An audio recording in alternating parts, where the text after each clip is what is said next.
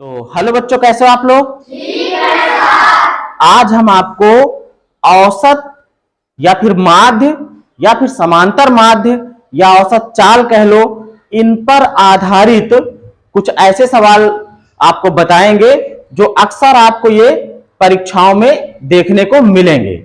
और कुछ तो थोड़ा टफ होते हैं, लेकिन कुछ तो ऐसे होते हैं उनको आप ट्रिक से आसानी से कर सकते हो बिना हल किए। तो आइए हम लोग चलते हैं सवाल पे। यहां पे देखो, पहला जो सवाल है लिखा है प्रथम 4 विषम संख्याओं का औसत होगा। प्रथम 4 विषम संख्याएं, प्रथम का मतलब ये होता है कि शुरुआत से जो शुरू हो। जैसे विषम संख्याएं शुरू से मतलब कहां से? 1 से जो शुरू हो, है ना। तो प्रथम 4 विषम संख्याएं, भाई पहली विषम संख्या हो गई 1। प्रथम मतलब पहली, है ना। तो प्रथम से मतलब कि पहली से, है ना। तो पहली विषम संख्या 1, दूसरी विषम संख्या पहली क्या हो गई? 1, दूसरी 3, फिर 5, फिर 7। ये 4 की ही बात कर रहा है। तो 4 विषम संख्याओं का औसत क्या होगा? और पहले अगर प्रथम लगा दिया है, इसका मतलब कि 1 से स्टार्ट होगी वो। तो 4 विषम संख्याओं का औसत अगर आपको निकालना हो तो इसके लिए आपको चाहे संख्याएं पता हो चाहे ना पता हो, आपको अगर एक ट्रिक पता हो तो उससे काम हो जाएगा। जितनी भी विषम संख्याओं का पूछे, चाहे 4 नहीं 5, 6, 7, 8, 9, 10, 100, कह दे कि प्रथम 100 विषम संख्याओं का औसत निकालो, तो कुछ नहीं करना है। जितना संख्या का वो पूछे उतना ही उसका औसत आ जाता है। इसका मतलब प्रथम 4 विषम संख्याओं का औसत ये कह रहा है, तो कितना हो जाएगा इसका औसत? वो 4 ही होगा। तो एक तो हो गया ट्रिक वाला मेथड। कौन सा? ट्रिक में क्या है कि प्रथम, इसका जो सूत्र होता है, प्रथम n विषम संख्याओं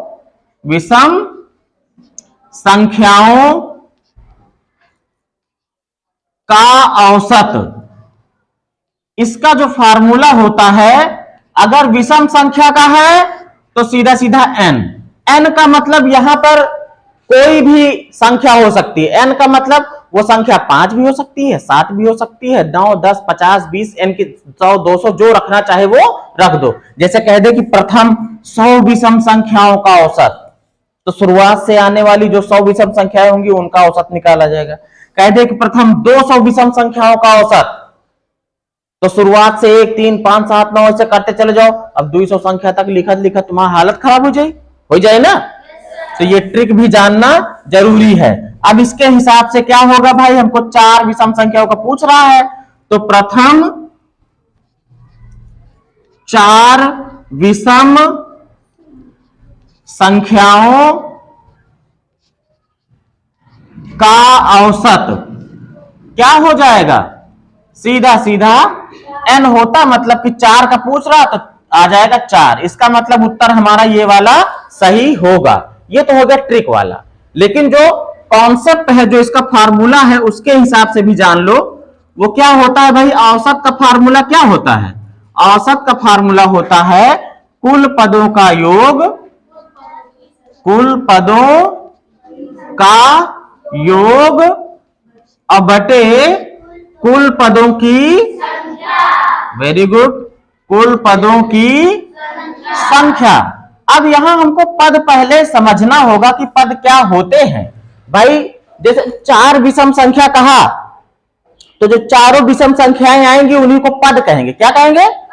जैसे पहली विषम संख्या क्या हो गई, हम डायरेक्ट यहां करते भी चलते हैं। पहली विषम संख्या 1, योग की बात कर रहा है मतलब जोड़े जाएंगे, प्लस दूसरी विषम संख्या 3, फिर तीसरी 5, फिर उसके बाद चौथी 7। चारों विषम संख्या हो गई। बटे संख्या कितनी है? 4 ही तो है ये, 1, 2, 3, 4, 4 से भाग। अब इनको जोड़ो, 1, 3, 4, 4, 5, 9, 9, 7, 16। बटे में कितना है? 4, 4 चौक आ गया ना। देखो दोनों उत्तर सेम आ रहे हैं ना। तो ये ट्रिक भी आपको याद होनी चाहिए और तरीका तो पता ही होना चाहिए, है ना। अब आ जाओ इस पे, देखो प्रथम 5 विषम, सॉरी इसमें सम होगा, क्योंकि दोनों सेम हो जाएंगे सवाल। इसमें क्या है बेटा, सम है। प्रथम 5 सम संख्याओं का औसत। कौन सा? सम संख्याओं का। उसमें विषम था, इसमें क्या है, सम। इसका जो ट्रिक वाला तरीका है थोड़ा सा अलग है, बिल्कुल थोड़ा सा अलग है। क्या है? पहले ट्रिक मेथड आप समझ लो। यहां पे हल कर रहे हो, मान लीजिए क्या है शॉर्टकट इसका। अगर कहे प्रथम सूत्र देखो पहले, प्रथम n सम संख्याओं का औसत, सम संख्याओं का औसत। अगर सम संख्याओं का बात करें और प्रथम लगा हो भाई, प्रथम लगना जरूरी है। प्रथम n सम संख्याओं का जो औसत होता है वो n+1 हो जाता है, एक बढ़ जाएगा। एक क्या होगा, उसमें n ही रहते थे, इसमें n+1 हो जाएगा। अब जैसे प्रथम 5 की बात कर रहा है, कितने की? तो प्रथम 5 सम संख्याओं का औसत। 5 की बात कर रहा है ना बेटा, तो n की जगह 5 रखोगे तो 5 और +1 मतलब कि कितना हो जाएगा, 6। आपको उत्तर अभी से पता है, इसके चारों विकल्प में से तीसरा वाला विकल्प सही है। अब इसको कॉन्सेप्ट विधि से कर लो भाई। तो कॉन्सेप्ट विधि क्या कहती है? कहती है कि कुल पदों का योग हमको पता होना चाहिए। सूत्र मैंने वहां पे लिखा है, इसलिए मैं दोबारा सूत्र यहां नहीं लिख रहा हूं, सीधा औसत निकाल रहा हूं। क्या निकाल रहा हूं? औसत। अब देखो इस वाली विधि में आपको कुल पदों का योग चाहिए, तो पद आपको पता होने चाहिए। और पद कौन से होंगे? वही जो प्रथम 5 सम संख्याएं हैं।